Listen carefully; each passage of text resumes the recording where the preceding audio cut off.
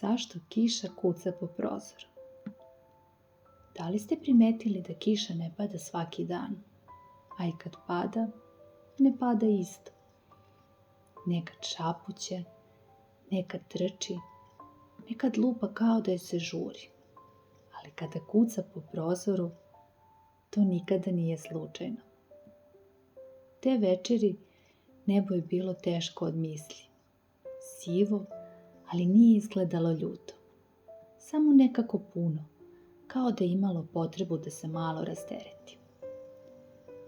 U jednoj kući, iza malog osvetljenog prozora, sedela je devojčica Rosa, gledala u svoje dlanove.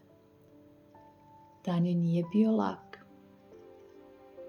Reči koje je čula u školi još su je peckale, kao sitne iglice. Rekli su je da crta čudno.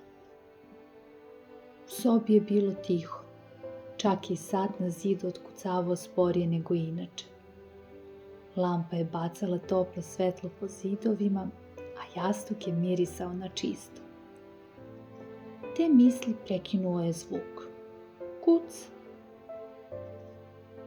Rosa je podigla pogled. Kuc, kuc! Nije zvučalo kao buka, zvučalo je kao pitanje. Polako je prišla prozoru i spustila dlan na hladno staklo. Na staklu se uhvatila tanka magla od topline sobe. Prstom je nacrtala mali krug, zatim još jedan, pa je pratila jednu kap koja je polako klizila na dole. Odjednom je njen prozor postao slikarsko platno, a Rosino čudno slikanje zapravo nikada nije bilo lepše. Od tih čudnih oblika stvorila se magija. Magija koju njeni vršnjaci nisu razumeli. Rosa je bila prava umetnica. Hajde, hajde, prošaputala je tiho dok je posmatrala kapljice. Kap se sudarila sa drugom, spojile su se i nastavile zajedno. Šta želiš? Šapnula je devojčica. Kiša je odgovorila jedino kako ume. Padanje. Svaka kap nosila je po jednu priču sa neba.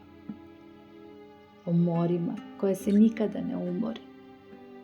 O rekama koje uvek pronađu put. O oblacima koji znaju da puste teret kada postane pretežak. Devojčica je dugo gledala kako se kapljice sudaraju, spajaju i nestaju. I polako je počela da razume. Ni kiša ne zadržava sve u sebi. Kada je previše puna, ona kuca i pusti. I još jedna kap skliznu niz staklo. I još jedna misao skliznu iz devojčice. Nije ni primetila kada su je kapci postali teški. Kiša je nastavila da pada, svojim kapljicama kao da je govorila. Sve što je teško može da pada. Posle svake kiše vazduh je lakši. Zato kiša kuca po prozoru. Ne traži da je otvorimo, samo nas uči kako da pustimo sve ono što nas muči. Rosa je zaspala. Spavaj i ti mirno. Laku noć.